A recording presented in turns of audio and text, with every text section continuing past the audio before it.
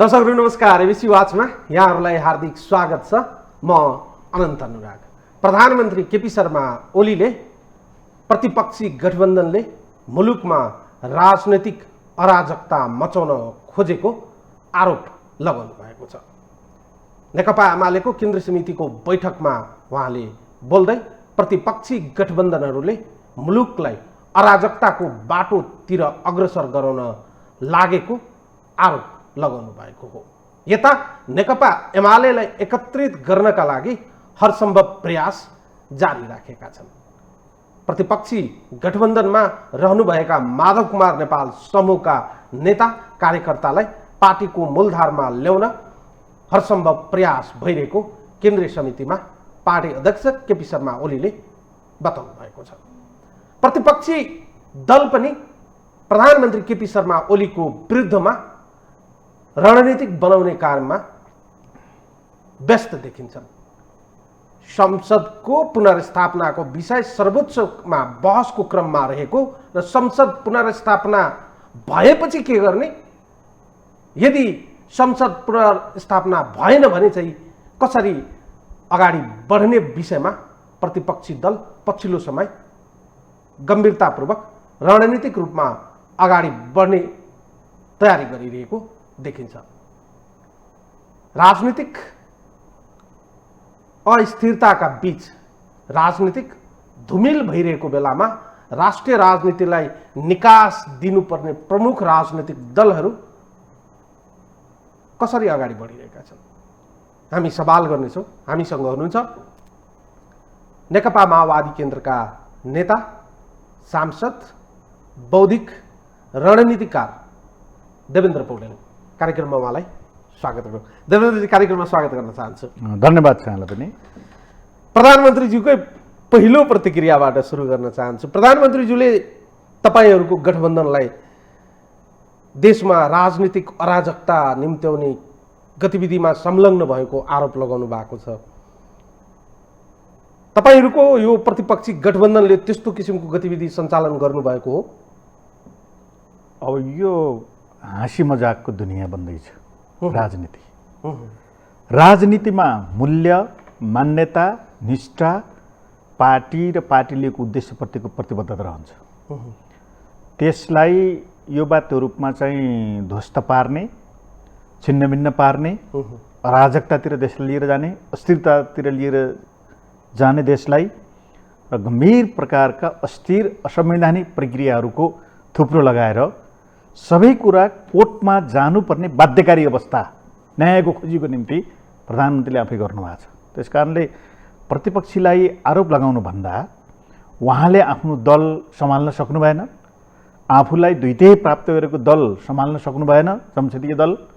उहाँले वास्तवमा जनताले 5 वर्षको निम्ति सकुशल विकास र समृद्धिको मार्गचित्र अनुरूप उहाँलाई कार्य सम्पादन गर्नको निम्ति दिएको कुरा विवादित बनाउनु भयो।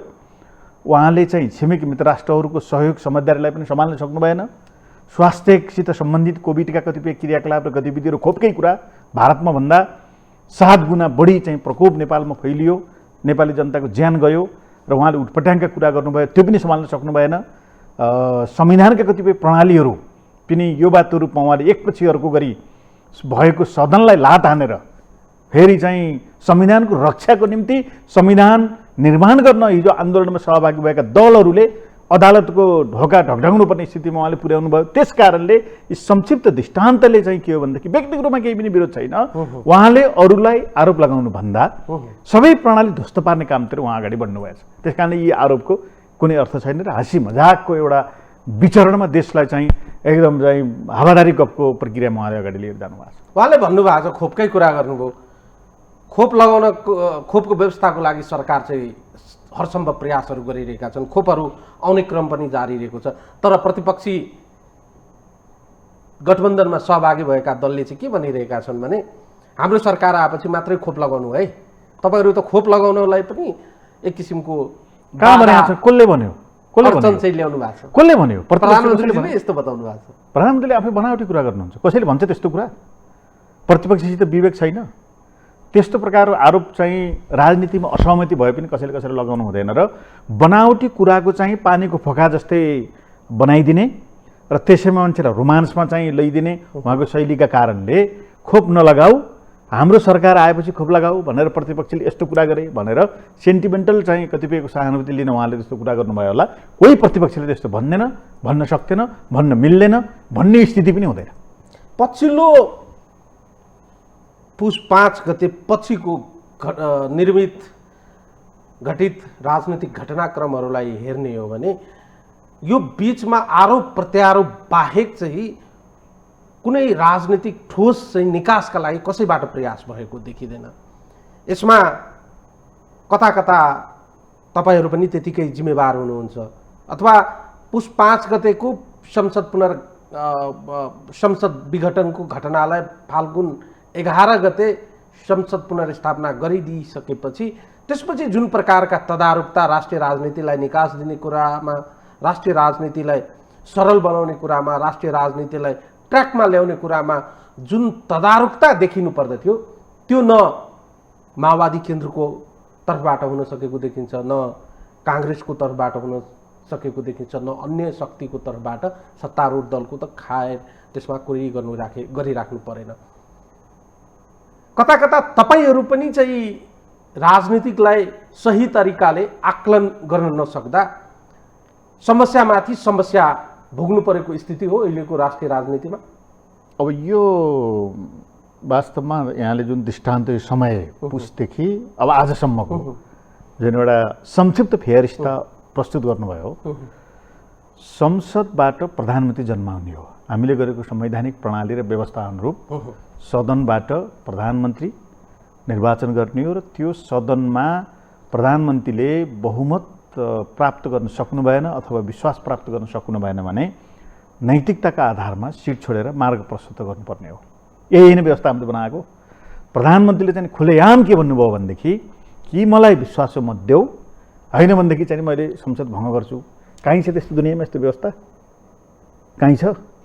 अनि उहाँको पार्टीमा अहिले आबद्ध हुनुभएका साथीहरू सहित पूर्व प्रधानमन्त्री 4जना भएर हामी चाहिँ सदनबाट नै यो आधारमा राष्ट्रपतिले तोकेको समय सीमाभित्रै यो आधारमा हामी प्रधानमन्त्री विकल्प दिन तयार छौँ, बहुमत हामी सिद्ध गर्छौँ भनेर राति घोषणा गरिएको भए तापनि त्यसलाई मानेर सामान्य राष्ट्रपतिका दलहरू जानुभयो। तर सामान्य राष्ट्रपतिले त्यसलाई ग्रहण गर्नु भएन, संसद भङ्ग गरिदिनु भयो उल्टो। अनि होला हाम्रा पनि कमी कमजोरी होलान्, हाम्रा समस्या छैनन्, हामी आबद्ध भएको दल अहिले प्रतिपक्षी गठबन्धनको रूपमा जो छ त्यसका समस्या छैनन् म भन्दिनँ। तर फेरि पनि अहिलेको निकास दिने सदनबाट बहुमत सिद्ध गर्नेलाई एउटा सहजतापूर्वक मार्ग प्रशस्ति गरेर विकल्प दिने र त्यसलाई सहजतापूर्वक ग्रहण गर्ने लोकतान्त्रिक मूल्य मान्यता उहाँले पालन गर्नुभयो। सामान्य राष्ट्रपतिले पालन गर्नुपर्ने थिएन। मैले यो शब्द भने उहाँको पदलाई, व्यक्तिलाई पनि सम्मान गर्दै, व्यक्तित्वलाई पनि सम्मान गर्दै मैले के भन्न चाहन्छु भनेदेखि विकल्प दिन्छौँ, तपाईँले दिएको टाइममा हामी आछौँ भन्दा भन्दै मन परी गर्न पाइन्छ अनि अरूलाई दोष दिन पाइन्छ। त्यस कारणले अहिलेको प्रकरणमा कमजोरी छन् हाम्रा पनि, तर अहिलेको प्रकरणमा गम्भीर प्रकारको स्थिति प्रधानमन्त्रीका कारणले बनेको छ। र यति हुनुपर्थ्यो कि सम्माननीय राष्ट्रपतिज्यूले आफ्नो पद, नेपाली जनताले आन्दोलन गरेर प्राप्त गरेको यो संविधान, देशको कानुन, शक्ति पृथकीकरणको सिद्धान्त, मूल्य मान्यता सबैप्रति फर्केर कमसेकम सम्माननीय प्रधानमन्त्रीलाई पनि अलिकति चाहिँ लोकतन्त्रप्रति ख्याल गर्नुहोस्, अलिकति चाहिँ दलहरूसित सहमति गर्ने प्रयत्न गर्नुहोस् भनिदिनु भएको भएदेखि स्थिति अर्कै हुन्थ्यो। अनि अर्कातिर त्यो साह्रो हुन्छ। अहिले सब भाँडभैलो। उहाँले के भन्दै हुनुहुन्छ भने पुस 5 गतेको कदम किन चाल्यो भने संसदबाट राष्ट्रिय राजनीतिलाई तत्काल निकास दिने स्थिति बनेर नयाँ फ्रेस म्यान्डेटमा जानुको विकल्प छैन र संसदको सबैभन्दा ठुलो दल अहिलेको नेकपा एमाले र तत्कालीन नेकपाभित्रको विवाद र विग्रहको कारणले अर्को सरकार बन्न नसक्ने स्थिति बनेको हुनाले संसद विघटन गरेको हो भनेर उहाँले पुष्टि गर्नुभयो। र तर त्यसलाई चाहिँ सर्वोच्चले चाहिँ पुनर्स्थापना गरिदियो। त्यसपछिको घटनाक्रममा पनि संसदबाट वैकल्पिक सरकार बन्ने कुरामा लामो समयसम्म चाहिँ तपाईहरूले त्यसलाई चाहिँ एक किसिमको बाटोमा डोर्याउन सक्नु भएन। यहाँनिर चाहिँ तपाईहरूले चुक गरेको हो कि? डोर्या त हो बाटोमा। जुन बेला सम्माननीय राष्ट्रपतिज्यूले तपाईँहरू चाहिँ बहुमत पुर्याएर विकल्प दिन आउनुहोस् भनेर धारा 76 को विभिन्न खुड्किलाहरू छन्।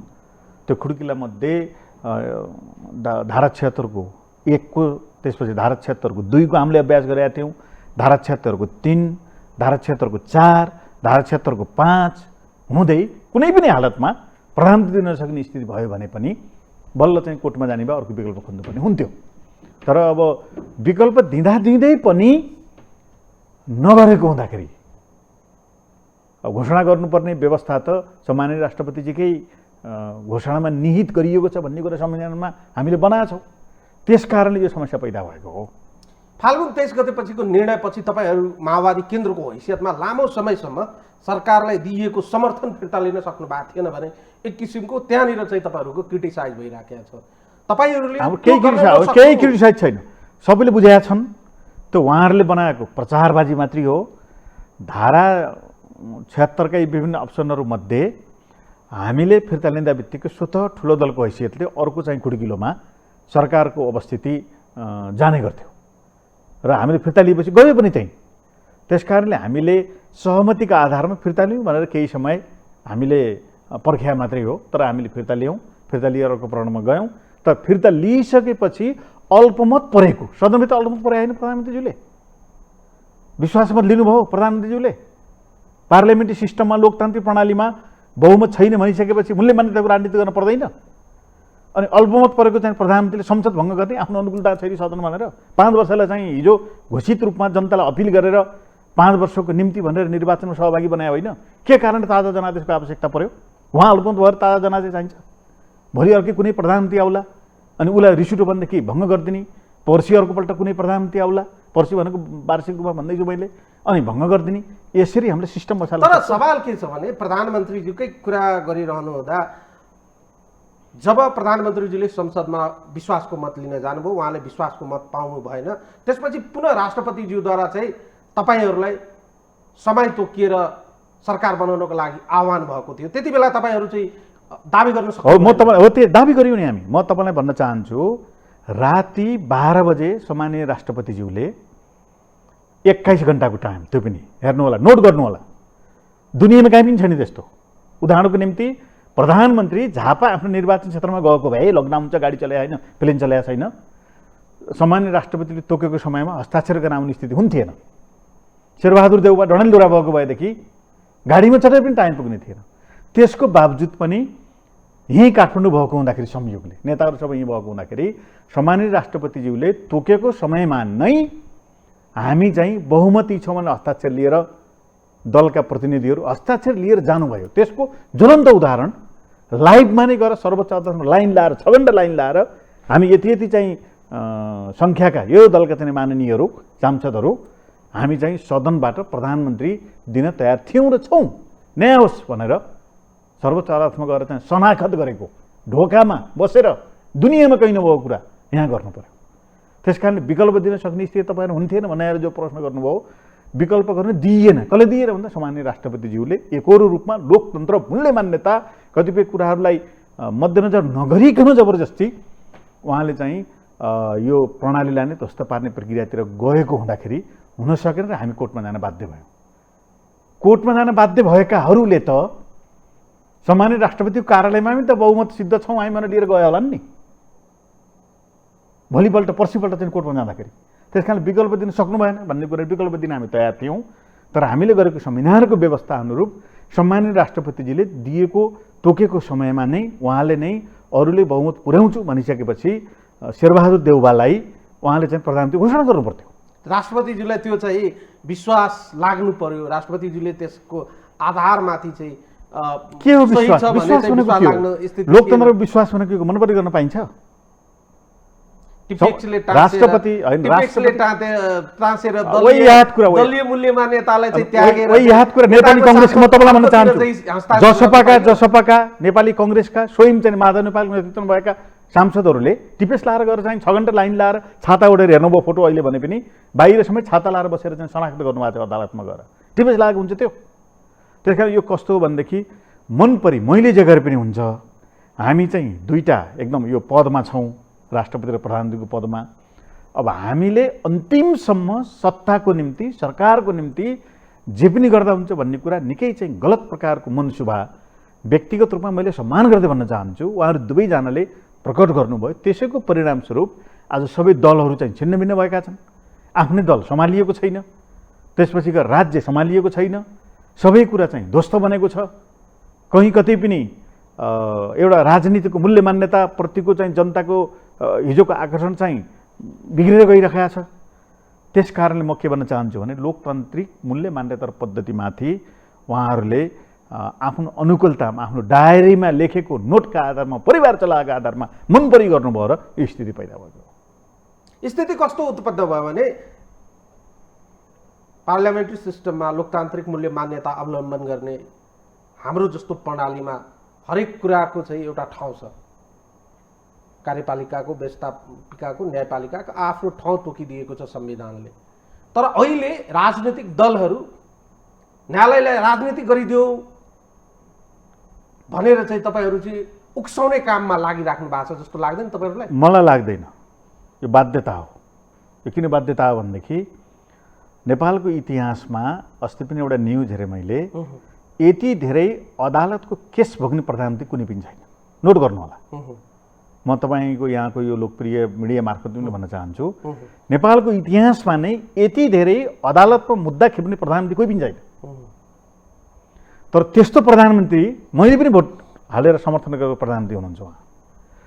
जुन प्रधानमन्त्रीले 2/3 प्राप्त गर्यो, जुन प्रधानमन्त्रीले 5 वर्षको निम्ति ग्यारेन्टी थियो र 25 वर्षको समृद्ध मुलुक बनाउने मार्गचित्रसहित 5 वर्षमा पूर्वाधार, त्यसपछि 10 वर्षमा मध्यम स्तरको देश, अर्को 10 वर्षमा चाहिँ एउटा समृद्ध मुलुक बनाउने भनेर जनताको बिचमा वाचा गरेर प्रतिबद्धता व्यक्त गरेर प्राप्त भएको मतका आधारमा सदनको पोजिसन भनेको 2/3 छ।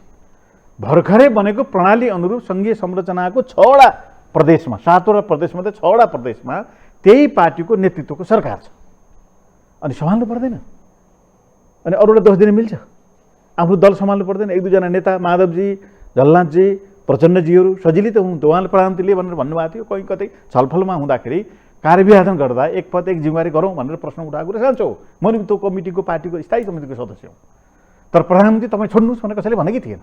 म्यानेज गर्नुहोस्, पार्टीको सल्लाह अनुसार गर्नुहोस्, लोकतान्त्रिक मूल्य मान्यता र प्रणालीलाई ग्रहण गर्नुहोस् भन्ने कुरा त्यहाँ उठाउनु भएको थियो। म्यानेज गर्नु पर्दैन, आफूले जे बोल्यो त्यही चाहिँ भए हुन्छ, नभएदेखि चाहिँ जतासुकै जाओस् राज्य देश सबै प्रणाली विधि सिस्टम भन्नेतिर गएको हुँदाखेरि यो स्थिति पैदा भएको हो।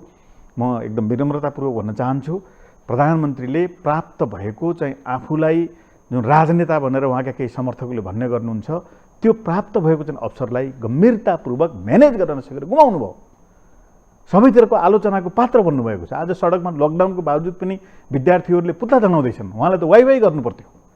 विकास समृद्धिको नेता, समाजवादको नेता, यो प्रणाली आइसकेपछिको चाहिँ नेताको रूपमा सडकमा युवाहरू समर्थन निस्कनु पर्ने स्थिति हुनु पर्थ्यो उहाँको पक्षमा। खोइ सम्हालेको? हामीले त समर्थन गराएका थियौँ पछिसम्म पनि। प्रधानमन्त्रीका कमी कमजोरी भए पनि उहाँलाई साथ दिएर समर्थन गरेर निरन्तर चाहिँ तपाईँहरूको मिडियामा आएर सरकारको पक्षमा, प्रधानमन्त्रीको पक्षमा बोल्ने मान्छे हो हामी। तर खोइ उहाँले सम्हालेको? त्यस कारणले उहाँले त्यो अवसर गुमाउनु भयो। यहाँले जो भन्नुभएको छ त्यो बाध्यतावश जनताले 60-70 वर्षसम्म आन्दोलनबाट प्राप्त गरेका उपलब्धिहरू संविधानमा कहीँ न कहीँ लिपिबद्ध छन्। त्यसको रक्षाको निम्ति अदालतमा बारम्बार गइरहनु पर्ने बाध्यात्मक स्थिति पैदा भएको छ। यस्तो हुनु हुन्थेन। अदालतको चाहिँ शक्ति पृथ्वीको सिद्धान्त अनुरूप आफ्नै प्रकारको स्वायत्त भूमिका रहन्छ। अब राजनीतिक पार्टीले गर्न सकेको निर्णय अदालतमा जानुपर्ने, निरन्तर अदालतमा धाइरहनु पर्ने स्थितिमा चाहिँ उहाँले पुर्याइदिनु भयो। जसपालाई त्यहाँ पुर्याइदिनु भयो, माओवादीलाई पनि त्यहाँ पुर्याइदिनु भयो, एमालेलाई पनि त्यहाँ पुर्याइदिनु भयो उहाँले। नसकेर हो कङ्ग्रेसलाई पनि त्यहाँ पुर्याउनु। एउटा न्यारेटिभ के सेट भयो भने नि देवेन्द्र सर, तपाईँ बौद्धिक नेता हुनुहुन्छ, एउटा न्यारेटिभ अहिले के सेट भएको छ र एक किसिमको यो चित्र नै देखा परेको छ। प्रधानमन्त्री नेकपा एमालेका अध्यक्ष KP Sharma Oli versus rest of the politicians, political पार्टिजको इगोजको लडाइँ जस्तो देखिएको छ र त्यसमा चाहिँ मुलुक, देश, जनता, हाम्रो प्रणाली सबै चाहिँ आगोको मुस्लोमा झोसिएको छ।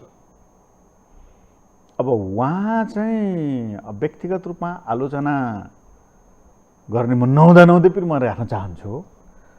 उहाँले चाहिँ एक शब्द मात्रै भनेको भए, एक शब्द भनेको म नेकपालाई इन्ट्याग राख्न चाहन्छु, नेपालको स्थायित्वलाई निरन्तरता दिन चाहन्छु।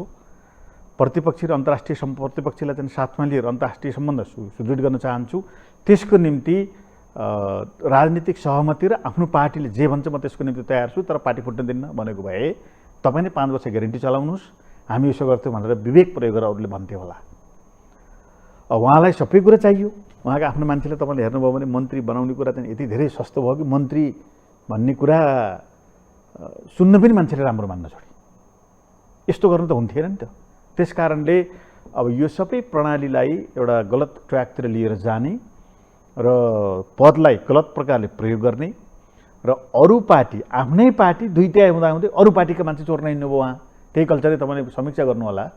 अरू पार्टीका मान्छेहरूलाई ल्याएर प्रभाव पारेर यसो गरिदिन्छु उसो गरिदिन्छु भनेर पद दिएर अनि मान्छेले लिएर जाने उहाँले बेकुब बनाइसक्नुभयो। जसपाका केही नेताहरूलाई उहाँले चाहिँ गलत प्रकारको प्रशासनिक र राज्यको चाहिँ पदहरू दिन्छु भनेर अप्ठ्यारोमा पार्नुभयो। त्यो पार्टी धराप्नु पर्यो। हाम्रो पार्टीबाट केही साथीहरू जानुभयो। किन जानुभयो? उहाँहरूको स्वेच्छाले जानुभयो होला, तर उहाँलाई अब जिन्दगीभरि अप्ठ्यारो हुनेवाला छ। राम्रो भयो, शुभकामना छ। सकुशल साथ अगाडि बढ्नुभयो भने मेरो केही पनि व्यक्तिगत रूपमा प्रिय मित्रहरू हुनुहुन्छ, कुनै पनि दोष छैन। तर जुन उद्देश्यसहित त्यहाँ जानुभएको त्यो हुनेवाला छैन। अब अरू सबैलाई चाहिँ तपाईँको भाँडाभैलो पार्ने स्थिति जो उहाँले गर्नुभएको छ, मलाई जहाँसम्म लाग्छ अरू खाने कमजोरी छन्, तर अरूले अलिअलि मूल्यको राजनीति गरे, मूल्य मान्यताको राजनीति गरे। सदनमा कहीँ कतै केही प्रश्न उठ्यो भने प्रधानमन्त्री ठुलो कुरो होइन, आफ्नो दल प्रणाली संविधानलाई अलिक बढी चाहिँ प्राथमिकतामा राखे। तर उहाँको चाहिँ कस्तो भयो भने कि कुनै पनि हालतमा देखाइदिन्छु भन्ने प्रक्रियाले जसरी जानुभएको छ। लकडाउन नभएको लाग्यो मान्छे सडकमा हुन्थे। अहिले अस्ति नै पोहोर त बाध्यताले दलले ल्याए, कार्यकर्ता र अलिअलि जनता ल्याए, तर अहिले त चाहिँ सबै सडकमा आउने स्थिति हुन्थ्यो। यहाँले खोपको कुरा गर्नुभयो, यस्तो बेइज्जत गर्ने हो। कुन कुन देशसित चाहिँ यो सम्झौता गर्यो, ऊ सम्झौता गरियो, यो देशबाट यति आउँदैछ, यो देशबाट यति आउँदैछ भनेर भन्नुभयो होइन? अस्ति धेरै धेरै देशको चाहिँ दृष्टान्त दिएर खोइ आएको। अनि त्यही धरहरा चाहिँ उहिले बनाएको धरहरा भूकम्पले चाहिँ क्षति भयो, उहाँका पालामा बन्यो, राम्रो भयो, त्यसलाई हामी सम्मान गर्छौँ। उहिले बनाएको रानी पोखरी उहाँको पालामा मर्मत भयो, अनि तिनी देखाएर मैले भयङ्कर गरेँ भनेर प्रचार गरेर अहिले गर्नुपर्ने काम चाहिँ नि के भइरहेछ? राम्रोसित गर्न सक्नुपर्ने थिएन। सबभन्दा बढी करप्सन भएको देश भनेको अहिले नेपाल हो।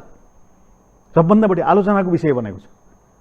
अस्ति भर्खर चाहिँ ट्रान्सपरेन्सी इन्टरनेसनल निकालेको रिपोर्ट हेर्नुभयो भने पनि सबभन्दा बढी भ्रष्टाचार भएको चाहिँ मुलुक भनेर सबभन्दा बढी भएका भ्रष्टाचार भएका मुलुकमध्ये भनेर हुनुमा त प्रचण्ड तपाईँ लगायतका नेताहरू पनि दोषी हुनुहुन्छ। मैले भनिसकेँ, उनीहरू हामी सबै प्योर छैनौँ, हाम्रो पनि कमजोरी छन्, तर सम्हाल्ने कले सम्भवतः तपाईँहरूको एकताको भन्दाखेरि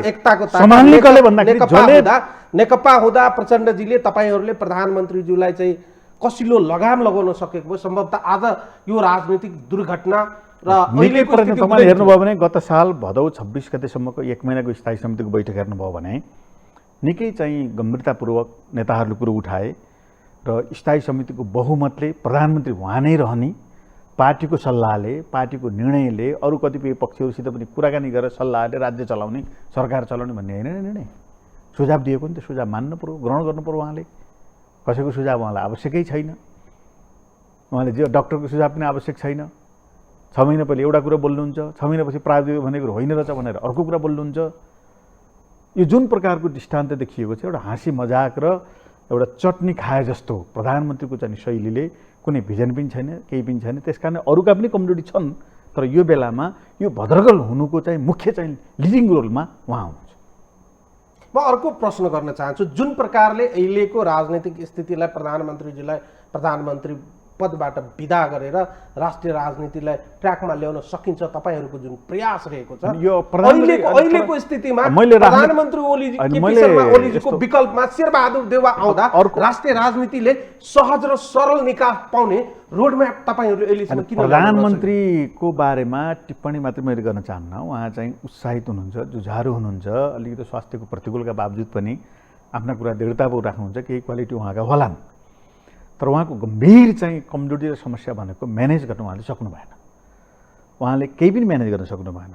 त्यत्रो चाहिँ उहाँले लिपुलेक, लिम्पियाधुरा र कालापानीको मुद्दा नेपालमा उठ्यो, पार्टीभित्र छलफल भयो, उहाँले सदनमा प्रस्तुत गर्नुभयो। सबै दलले, आशंका गरेका दलहरूले पनि दृढतापूर्वक समर्थन गरे।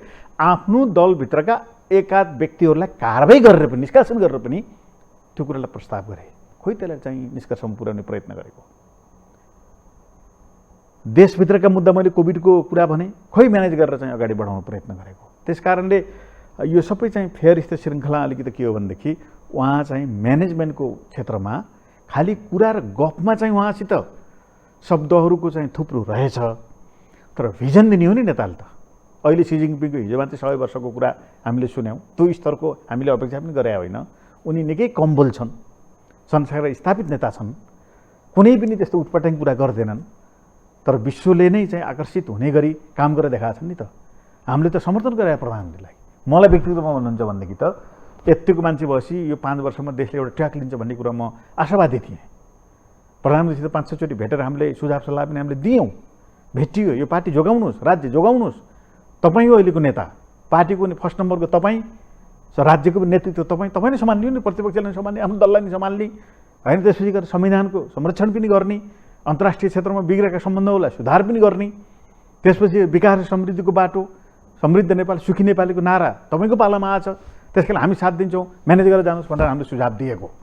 तर अब दुःखद कुरा के भयो भनेदेखि अब त्यो चाहिँ परिणामले त्यो देखिएन। हेर्नुहोस्, परिणाम देखिसकेपछि आम मान्छेले त्यही तपाईँले भनेकै कुरामा आम मान्छेले के प्रश्न गरिरहेका छन् भने प्रचण्ड जस्तो नेता अहिले प्रधानमन्त्री केपी शर्मा ओलीको विकल्पमा शेरबहादुर देउवालाई बोक्नुपर्ने स्थिति आएको छ।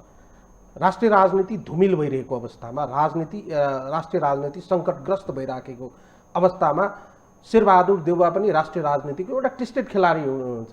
उहाँको विगत पनि सबैलाई थाहा छ र उहाँको सबै राजनीतिक अपव्ययसँग हामी परिचित छौँ। यस्तो धुमिल भएको अवस्थामा, यस्तो राष्ट्रिय राजनीति सङ्कटग्रस्त भएको अवस्थामा केपी शर्मा ओलीको विकल्पमा सबैभन्दा उत्तम पात्र, सबैभन्दा सही र राष्ट्रिय राजनीतिलाई एकाकार गरेर सही ट्र्याकमा लैजान सक्ने र मुलुकलाई एउटा दुर्घटनाबाट सहज अवतरण गराउन सक्ने पात्र उहाँ हो भन्ने कुरामा चाहिँ तपाईँहरू विश्वस्त हुनुहुन्छ? अनि यस्तो अब अलौकिक लिडर भनेको सापेक्षतामा हुन्छ। अलौकिक वा सपनाको परिकल्पनाले लिडर आउने कुरा होइन, भए मध्येबाट ल्याउने हो। म यतिसम्म भन्न चाहन्छु, टेस्टेड व्यक्ति उहाँहरू हो। शेरबहादुर पनि टेस्टेड हो, प्रचण्ड पनि टेस्टेड नै हुनुहुन्छ, माधव नेपाल पनि टेस्टेड हुनुहुन्छ। उहाँहरू चाहिँ जिम्मेवारी प्राप्त गरेर एक चरण चाहिँ गुजारेको व्यक्तित्व हुनुहुन्छ।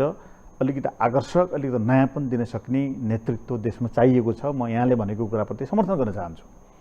तर अहिले जुन प्रकारको स्थितिमा हामी गुज्रिरहेका छौँ, अहिले भएका दलहरूभित्रका नेताहरूमध्ये सहमति जुट्न सक्ने पात्रको रूपमा शेरबहादुर चाहिँ स्वतः दोस्रो ठुलो दलको हैसियतमा भएको हुँदाखेरि लोकतान्त्रिक मूल्य मान्यता अनुरूप त्यो दलको संसदीय नेतालाई नै प्रधानमन्त्रीको रूपमा अरूले स्वीकार्नु हाम्रो लोकतन्त्रको स्थापित मूल्य मान्यताको सामान्य नियम र प्रक्रिया पनि हो। त्यस कारणले उहाँलाई रोजेको हो। र म यतिसम्म भन्न चाहन्छु कि कमसेकम बहुमतले अस्वीकार गरेपछि सम्भवतः शेरबहादुर भएको भएदेखि राजीनामा चाहिँ दिनुहुन्थ्यो। म त्यसमा ग्यारेन्टी गर्न चाहन्छु। आफ्नो दलभित्र पनि अल्पमत भइसकेपछि छोडेर तल जाने, फेरि चाहिँ भोटैद्वारा एउटा प्रक्रिया गुजारेर फेरि चाहिँ सभापति हुने, त्यो एउटा चरण पार गरेको हुँदाखेरि अलिकति मूल्यको राजनीतिमा उहाँले देशलाई कति हाँक्नुहुन्छ भन्ने कुरा दोस्रो कुरा हो। तर मूल्यको राजनीतिमा कहीँ न कहीँ उहाँले चाहिँ लोकतन्त्रलाई, लोकतान्त्रिक मूल्य मान्यतालाई, बहुमतको चाहिँ कतिपय प्रक्रियालाई, संविधानका कतिपय कुराहरूलाई सम्भवतः उहाँले चाहिँ अलिकति पालन गर्नुहुन्छ भन्ने कुरा चाहिँ उहाँको विगतले पनि बताएको हुँदाखेरि लिखित गरेका सहमतिहरू पालन गरे इतिहास छ नि त उहाँको। त्यस कारणले पनि धेरै चकाचौध नभए पनि अहिले हाललाई समस्या सुल्झाउनुको निम्ति उहाँ प्रधानमन्त्रीको उम्मेदवार हामीले बनायो। म एउटा प्रश्न गर्छु, त्यसपछि चाहिँ राष्ट्रिय राजनीति निकासको उपायको बारेमा कुरा गरौँला। तपाईँहरूको प्रतिपक्षी दलको एक सूत्रीय एजेन्डा देखिन्छ अहिले, एनी हाउ केपी शर्मा ओली प्रधानमन्त्रीबाट हटाऊ अभियान हो। त्यस बाहेक केही एजेन्डा छ तपाईँहरूसँग? धेरै एजेन्डा छ, देखिँदैन, सुनिँदैन। व्यक्ति हटाउने एजेन्डा मात्रै प्रमुख होइन, प्रणाली जोगाउने कुरा प्रमुख हो, संविधान जोगाउने कुरा प्रमुख हो।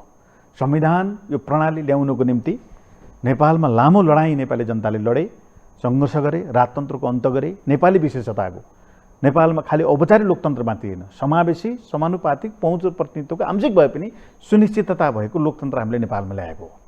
त्यो लोकतन्त्रले फरक प्रकारको मूल्य मान्यता बोकेको छ। त्यो प्रणाली ल्याउनको निम्ति नेपालमा धेरै रगत पसिना र आँसु दुःख कष्ट नेपाली जनताले बेहोर्नु पर्यो लामो समयसम्म।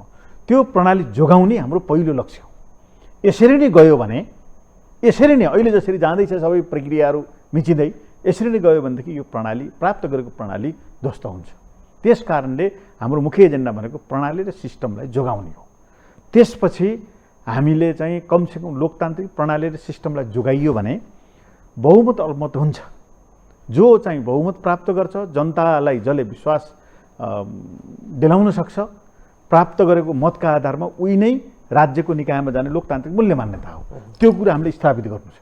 त्यस कारणले एनी हाउ अब जसरी पनि ओलीलाई हटाऊ मात्रै हाम्रो एजेन्डा होइन, प्रणाली जोगाउने कुरा हाम्रो मुख्य कुरा हो। अहिले पनि ओलीजीले ठिक छ प्रणाली जोगाउँ, हामी सबैले ल्याएको हो, कहाँ कहाँ के त्रुटि कमजोरी भयो सल्लाह गरौँ, समीक्षा गरौँ, सबै दल बसेर सम्हालौँ भन्नु सक्नु पर्थ्यो नि, खोइ भने सबैलाई कटाक्ष। अस्ति सुन्नु भएर भाषण, प्रधानमन्त्री बोल्ने भाषण त्यस्तो हुन्छ, सहन सक्नु पर्दैन प्रमुख मान्छेले। ल हामी कसैले बोलियो भने पनि प्रधानमन्त्रीले सबैलाई अपिल गरेर त्यति कुरा त खोइ कुनै विश्वमा त हामीले के देख्यो भने ट्रेन्ड र टेन्डेन्सी के देख्यो भने देवेन्द्र सर, पछिल्लो समय प्रतिपक्षी दलका सम्पूर्ण नेताहरू समाजका विभिन्न पक्षहरूसँग तपाईहरू अन्तर्क्रिया गर्दै हुनुहुन्छ, विभिन्न पक्षका कुराहरू पनि सुन्दै हुनुहुन्छ र तपाईहरूमाथि पनि समाजका ती विभिन्न पक्षका थुप्रै आशंकाहरू, आरोपहरू, प्रश्नहरू तिर्सिएको हामीले पायौँ।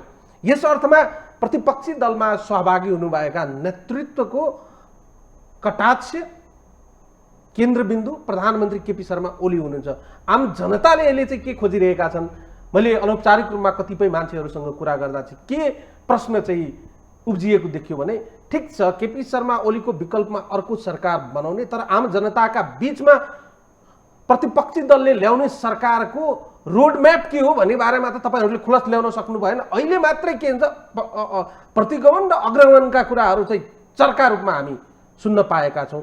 त्यसपछि व्हाट नेक्स्ट केही पनि आएको सुन्नु चाहिँ कस्तो भने गठबन्धन कुनै निश्चित दीर्घकालीन विचारमा प्रतिबद्ध भएको गठबन्धन होइन। म त यहाँलाई प्रश्न गर्न चाहन्छु, यहाँले जो पदावली प्रयोग गर्नुभयो त्यसलाई जार्गन भनौँ या त्यो चाहिँ दार्शनिक शब्द भनौँ, जेसुकै भनौँ, अग्रगमन र प्रतिगमन बिचकै लडाइँ हो। अग्रगमन केलाई भनियो त भन्दा संविधान यो प्रणालीलाई हामीले प्राप्त गरेर ल्याएको हुँदाखेरि त्यसलाई जोगाउने रक्षा गर्ने कुरालाई हामीले अग्रगमन भनियो। व्यक्ति विशेषको कुरा छोडिदिनुहोस्, जेसुकै होस्, यो जेसुकै होस् भन्नेतिर लैजान खोज्ने प्रवृत्तिलाई हामीले पश्चगमन भनियो। उदाहरणको निम्ति अहिलेको प्रधानमन्त्रीलाई त हिजो जसले यो प्रणाली ल्याउनलाई साथ दिएका थिए उनीहरूले समर्थन गर्नु पर्थ्यो नि, खोइ उहाँले समर्थन प्राप्त गरेको को लिएर हिँड्नुभएको छ? मैले पूर्वाग्रह राखेर बनाएन, हिसाब गरेर भइहाल्थ्यो नि। को समर्थन गरिरहेको छन् अहिले यो प्रणाली ल्याउनको निम्ति? हिजो रगत पसिना दुःख कष्ट गर्ने मान्छेहरू उहाँको वरिपरि छन्, बहस गर्ने मान्छेहरू छन्, दलहरू छन्। त्यस कारणले यहाँले भन्नुभएको कुरामा अलिकति चाहिँ चित्र रोडम्याप चाहिँ हुनुपर्छ भन्ने कुरो जो राख्नुभएको छ त्यो प्रतिपक्षप्रति पनि कटाक्ष छ, गठबन्धनप्रति पनि कटाक्ष जनताको छ। तर फेरि पनि के हो भनेदेखि अहिले चाहिँ गर्ने भनेको प्रतिगमन सच्याउने हो। प्रतिगमन सच्याउने भनेको ओलीजीलाई व्यक्तिगत रूपमा पूर्वाग्रह राखेर ठेगान लाउने भने होइन, संविधान यो प्रणालीको रक्षा गर्ने हो। कसैले पनि सनकमा आएर पदलाई चाहिँ दुरुपयोग गरेर यो संविधान यो प्रणाली र सिस्टमलाई बिगार्ने र भत्काउने काम नगरोस्, त्यसको निम्ति चाहिँ एउटा सिस्टम बसोस् भनेर अदालतलाई गुहार्न गएका छौँ हामी। न्याय गरोस् अदालतले, प्रणाली बचाओस्, सिस्टम बचाओस् भनेर हामी न्यायालयमा गएका छौँ। त्यस कारणले त्यो पक्षलाई नै हामीले अग्रगमन भनेका छौँ। यहाँले भने जस्तै अब यो सचिएन निरन्तर एकपछि अर्को गरी, कहिले सङ्कटकालका कुरा, अब सदन भएको चाहिँ कोल्याप्स पार्ने, त्यसपछि गएर अध्यादेश मार्फत सरकार चलाउनु, यस्तो हुन्छ। आपतकालीन अवस्थामा सदन चल्न नसक्ने स्थिति भयो भने त्यो बेलामा बल्ल अध्यादेश ल्याउने सरकारले, त्यो व्यवस्था गरे आएन हाम्रो संविधानमा।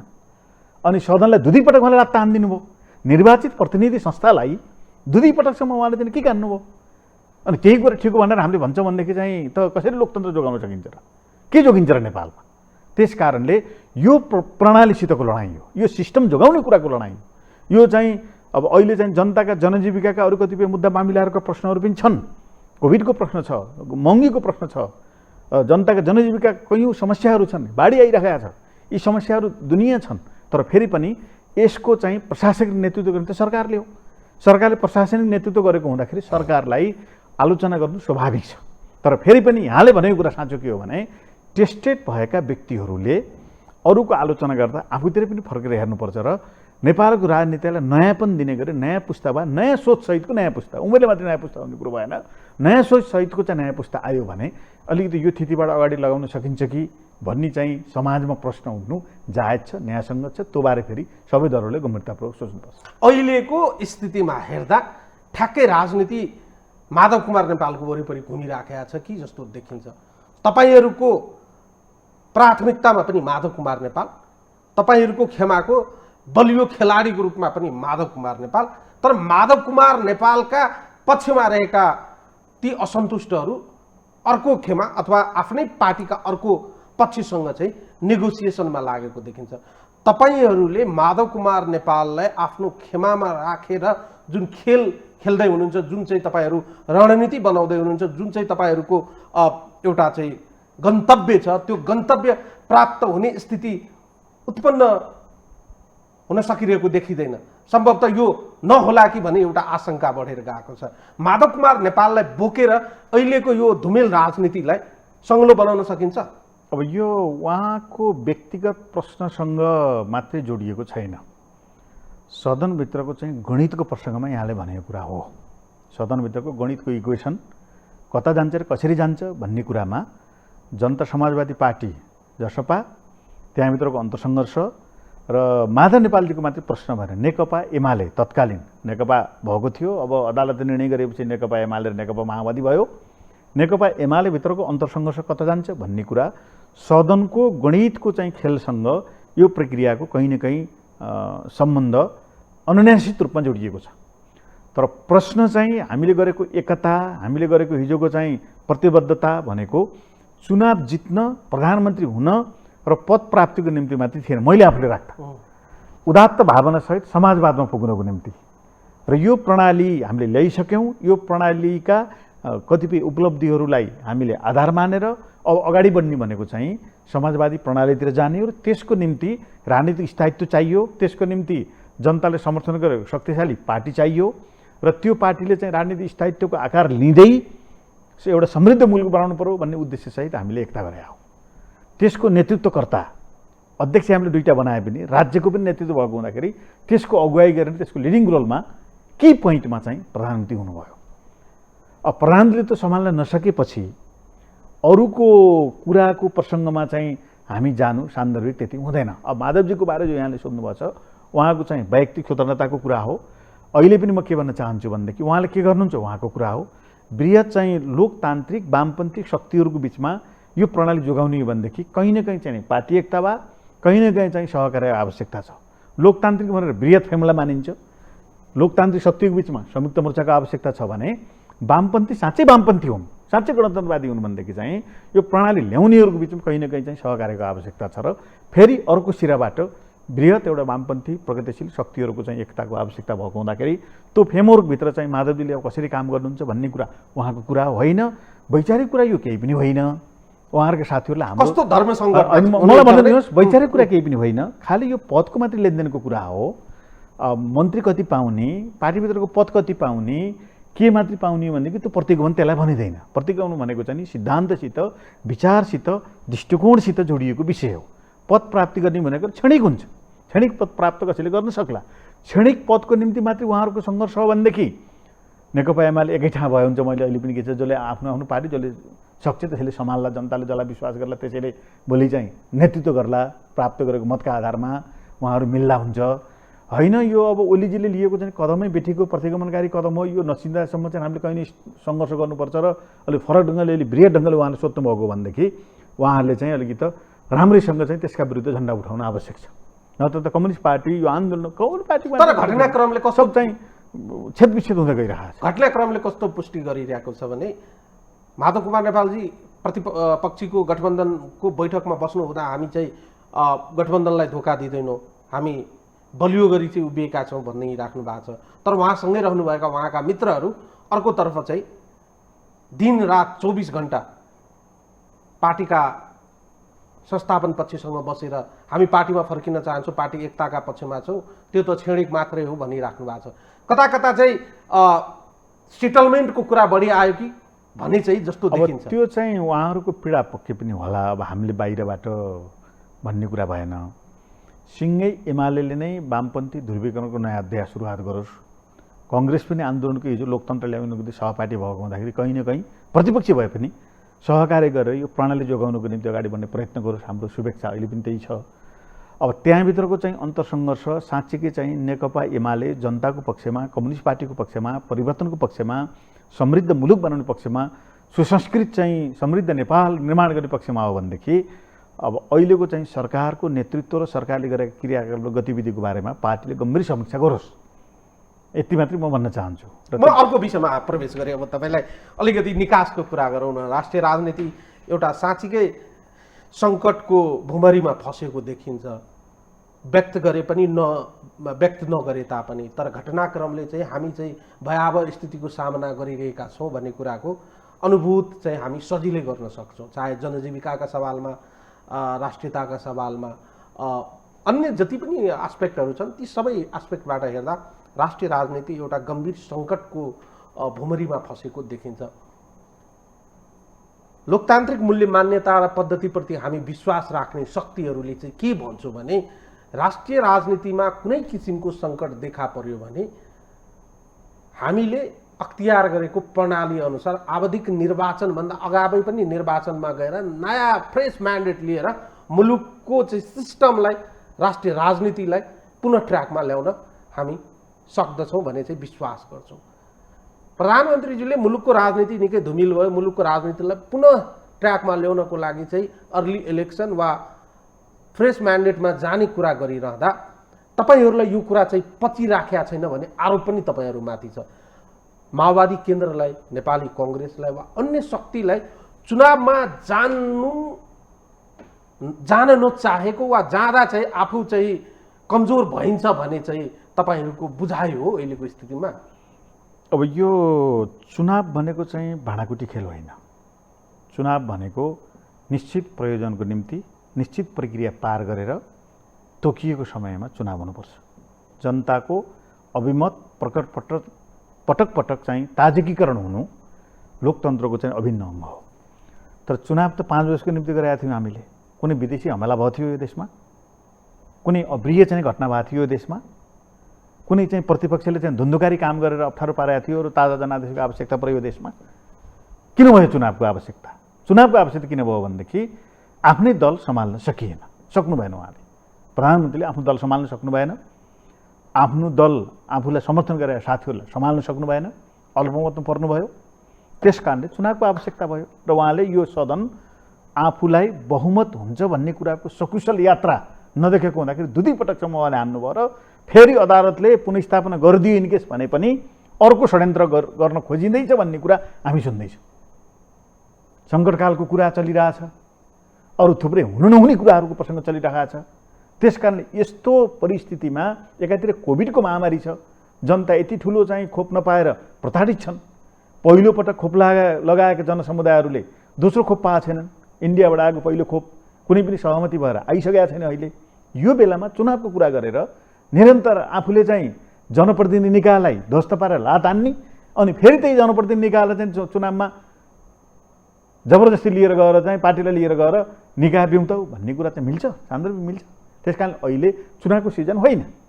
अहिले त उहाँले सहजतापूर्वक सदनमा आफ्नो स्थिति क्लियर गरेर सम्हालेर लिएर गएको भए भने हुन्थ्यो। नसम्हालेको स्थितिमा पनि उहाँले सहजतापूर्वक चाहिँ लोकतान्त्रिक मूल्य मान्यता र संस्कार र संस्कृतिलाई ग्रहण गरेको भएदेखि ठिकै ट्र्याकतिर देश जान्थ्यो। त्यस कारण अहिले चुनावको सिजन होइन। चुनाव गर्नुको निम्ति घोषणा गरिएको सदन भङ्ग गर्नलाई संविधानको व्यवस्था अनुरूप चुनावको डेट नतोकिकन संविधान भङ्ग पार्लियामेन्ट भङ्ग गर्न पाइँदैन। त्यस कारणले पार्लियामेन्ट भङ्ग गर्नको निम्ति तोकिएको चाहिँ चुनाव भयो। गत साल चुनाव वैशाखमा उहाँले घोषणा गर्नुभएको होइन, सिद्धिसक्यो त वैशाख चुनाव भयो। त्यस कारणले उहाँले चुनाव गर्नलाई, ताजा जनादेश प्राप्त गर्नलाई होइन, झन् षड्यन्त्र गर्नलाई, कुर्सीमा बसिरहेर झन् षड्यन्त्र गरेर जनगम्भीर प्रकारका त्यस प्रकारका असंवैधानिक क्रियाकलापको फेयरिस्ट नेपालमा स्थापित गर्नको निम्ति, जबरजस्ती लाद्नको निम्ति गरिएको चुनावको नौटङ्की घोषणा हो। देखेर राख्नु होला, मङ्सिर सङ्सिरमा चुनाव हुँदैन, गर्न गरिएकै होइन। त्यस कारणले ताजा जनादेशको कुरा सर्वोच्चमा अहिले चाहिँ बहसको क्रममा रहेको मुद्दाको बारेमा त्यति चाहिँ प्रवेश गर्ने इच्छा छैन। तर सामान्य रूपमा एउटा इफ नोटको कन्डिसन चाहिँ हुन्छ। पक्षमा पुनर्स्थापना भयो भने चाहिँ राष्ट्रिय राजनीति पुनः फर्केर चाहिँ संसदभित्र प्रवेश गर्छ, त्यहाँबाट एउटा चाहिँ फेरि नयाँ चाहिँ डिस्कोर्स चाहिँ सुरु होला। यदि चाहिँ सर्वोच्चले निर्वाचनमा जाने कुरालाई स्वीकार गरेर चाहिँ उहाँहरूले चाल्नुभएको कदमलाई सदर गरेछ भने तपाईँहरू निर्वाचनमा जाने बाध्यात्मक स्थिति उत्पन्न हुँदैन? अब सर्वोच्च अथवा कोर्टको चाहिँ स्वायत्ततालाई हामी सम्मान गर्छौँ, किनभने हामीले गरेको प्रणाली र व्यवस्था अनुरूप कसको अनुकूलतामा फैसला गरिदियो भन्ने कुरा होइन। अदालतलाई हामीले संविधानले त्यो व्यवस्था गरेको हुँदाखेरि अदालतले गल्ती गर्यो भने पनि पार्लियामेन्टमा 2/3 सिद्ध गरेर अदालतलाई सच्याउने प्रणाली भनेको चेक एन्ड ब्यालेन्स लोकतन्त्रमा कार्यपालिका, न्यायपालिका र व्यवस्थापिकालाई हामीले चाहिँ चेक एन्ड ब्यालेन्सको प्रणाली अनुरूप बनाएका छौँ र कार्यपालिकाको चाहिँ जन्म व्यवस्थापिकाबाटै हुन्छ र कानुनको जन्म पनि व्यवस्थापिका संसदबाटै हुन्छ। त्यो प्रणाली हामीले अपनाएका छौँ। तर प्राप्त भएको कानुनको व्याख्या गर्ने अथोरिटी अधिकार न्यायपालिकालाई छ। त्यसो भएर न्यायपालिकाले कानुन सम्मत छ कि छैन भनेर फैसला गर्ने न्यायपालिकाको स्वायत्तताको कुरा हो। अब त्यो सबैले मान्नुपर्ने हुन्छ। अब के गर्छ अदालतले भन्ने कुरा अदालतको कुरा हो। तर फेरि पनि संविधानमा, संविधानको अक्षरमा, संविधानको स्पिरिटमा, संविधानको भावनामा प्रधानमन्त्रीले आफ्नो अनुकूलतामा भएन सदन भने भङ्ग गर्न पाउने भने कहाँ लेखिया छ? कहाँ लेखिया छ? आफ्नो अनुकूलतामा भएन, बहुमत सिद्ध गर्न सकेन भनेदेखि प्रधानमन्त्रीले भङ्ग गर्न पाउने भने कहाँ लेखिया छ र? त्यस कारणले यो चाहिँ हामीले अहिले पनि यहाँले सोध्नुभयो प्रतिगमन भयो भनेर हामीले प्रतिगमनकारी कदम भनेर हामीले आलोचना गरेका छौँ। अब यो कतैबाट पनि सच्चिएन भनेदेखि संविधान बनाउनको निम्ति जो पक्षले आन्दोलन गरे, संविधानका त्रुटिहरू सच्याएर यो सिस्टमलाई ट्र्याकमा ल्याउनको निम्ति कहीँ न कहीँ फेरि चाहिँ हामीले त्यसको प्रतिवाद भनेको छ मैले वैचारिक प्रतिवाद, त्यसको चाहिँ आवाजबाट प्रतिवाद, अरूबाट प्रतिवाद होइन गरेर यो सिस्टम बचाउने पक्षमा हामी अगाडि बढ्छौँ। यो गठबन्धन अगाडि बढ्छ। मलाई जहाँसम्म लाग्छ अझ बढी थप चाहिँ प्रतिगमनकारी कदम भयो भने अझ बढी कसिलो र चाहिँ दृढ भएर गठबन्धन अगाडि बढ्छ। तपाईँको पार्टीभित्रको कुरा गर्नु, तपाईँको पार्टी एकता गर्दा एक किसिमको चाहिँ तपाईँहरूले हिजोका दिनमा आम जनताका बीच चुनावताका जुन कमिटमेन्ट गर्नुभएको थियो, हामी भोलिका दिनमा एउटा बृहत कम्युनिस्ट केन्द्र बनाउँछौँ भन्ने एउटा सोचका साथ सबै कम्युनिस्टहरूलाई एक ठाउँमा ल्याउने योजनाका साथ, दीर्घकालीन योजनाका साथ तपाईँहरू एक ठाउँमा आउनुभएको थियो। माओवादी केन्द्र र एमाले एक ठाउँमा आइसकेपछि नेकपा बनियो। त्यहाँभित्र पनि एक किसिमको चाहिँ विवादहरू एकदमै चाहिँ उत्कर्षमा पुगिसकेपछि अहिले चाहिँ तपाईँहरू फेरि आफ्नो ठाउँमा पुग्नु परेको स्थिति छ। तपाईँकै पार्टीका कतिपय शीर्षस्थ नेताहरू अहिले चाहिँ प्रधानमन्त्री ओली खेमामा चाहिँ पुग्नु भएको रहेछ। उहाँहरूको आफ्नै राजनैतिक चिन्तन, सोच र प्लानहरू होला, त्यतातिर म जान चाहिनँ। एज अ रेभोल्युसनरी लिडरको रूपमा प्रचण्डलाई हेर्दा प्रचण्डको एक जाजल्यमान नेता चाहिँ राष्ट्रिय राजनीतिमा थियो, अहिले पनि देखिन्छ। तर पछिल्लो समय नेकपा माओवादी केन्द्र आफ्नै कारणले कमजोर भएको स्थिति हो कि होइन? हिजोको दिनभन्दा यो कमजोर स्थितिमा पुनः तपाईँहरूले आफूलाई पुनर्ताजगी गर्न समय अनुकूल नभएको हो कि त्यो समयको पर्खाइमा हो तपाईँहरू? होइन, हामी ताजगी गर्छौँ। म अहिले पनि त्यही हामी एउटा ताजगी गर्ने यहाँले जो पदावली प्रयोग गर्नुभयो त्यही चाहिँ समीक्षा छलफलमा हामी बसिरहेका छौँ। अब यहाँले भने जस्तै केही साङ्गठनिक समस्याहरू माओवादी आन्दोलनका रहे, त्यसलाई हामीले गम्भीर रूपमा महाधिवेशन गरेर हल गर्नुपर्छ र महाधिवेशनतिर नगइकन हामीले हल गर्न सकिँदैन। तर फेरि पनि अहिले पनि देशको राष्ट्रिय राजनीतिमा माओवादीले उठाएकै मुद्दा र एजेन्डाहरू छन्, अगाडि बढेको छ र कमजोर भयो, सिद्धियो भन्ने कुरा साँचो होइन। अहिले पनि हेर्नुभयो भने देशका 77 जिल्लाका सबै वार्डमा कमिटी भएका पार्टी भनेका कङ्ग्रेस छ, एमाले छ, माओवादी नै छ। त्यस कारणले कमजोर भयो, सिद्धियो भनेर जसरी प्रचार गरिएको छ त्यो होइन र केही एकजना साथीहरू मन परेको पार्टीमा जाने कुरा स्वाभाविक हो। शुभकामना छ उहाँहरूलाई। उहाँहरूको एमालेभित्रका पनि कतिपय साथीहरू मन पऱ्यो र कर्णालीमा, सुदूरपश्चिममा हाम्रो पार्टीले भोट हाल्नुभयो। हाम्रो पार्टीभित्र भएका अदालतले छुट्याइदिइसकेपछि हाम्रो पार्टीभित्र तत्कालीन नेकपा माओवादी केन्द्रभित्र भएका साथीहरू पनि कतिपय कुरा मन परेर चाहिँ ओलीजी त जानुभयो होला, त्यो चाहिँ कुनै ठुलो कुरो भएन, यो अलिअलि आउनु जाने भइरहन्छ। तर मूलभूत रूपमा फेरि पार्टी छुट्टै छौँ, अलग अलग छौँ। त्यसको तल समूहको संरचना तलमाथि केही पनि भएको छैन। यहाँले भने जस्तै गम्भीर समीक्षा सहित छौँ र प्रचण्डले यति बेला पद खोज्नु भएको थिएन। पद खोजेको भएदेखि त प्रचण्डलाई दोष लाउने ठाउँ थियो। प्रचण्डले म प्रधानमन्त्री हुनु पर्यो, मेरो कुरा यो हुनु पर्यो, मैले भनेको कुरा यो हुनु पर्यो भनेर जबरजस्ती कसैलाई थोपर्न लान्न खोजे भएदेखि सम्भवतः उहाँलाई बढी आलोचना गर्न मिल्थ्यो होला। यो बेलामा प्रचण्डले सहमति जुटाउने प्रयत्न गर्नुभयो। पार्टीभित्र पनि धेरै पटक एकता जोगाउनुको निम्ति सहमति गर्ने प्रयत्न गर्नुभयो प्रधानमन्त्री ओलीसँग। जे कुरा प्रचण्डसित ओलीजीले सहमति गर्नुभयो त्यही सहमति भएको कुरा बेलुका छलफल भएर गइसकेपछि उल्लङ्घन गर्दै जानुभयो ओलीजीले। त्यसपछि त्यहाँ बिग्रियो। अब अन्य दलहरूसित पनि चाहिँ सहमति जुटाउने, कहिले मधेसको बेलामा समस्या सुल्झाउनुको निम्ति पहल गर्ने, वार्तामा ल्याउने, यस प्रकारको प्रयत्न गरेको हुँदाखेरि अब अलिकति चाहिँ पद र प्रतिष्ठाकै निम्ति चाहिँ व्यक्तित्व अगाडि आएको भएदेखि प्रचण्डको भूमिका फेरि त्यस्तै हो कि भन्ने सायद हुन्थ्यो होला।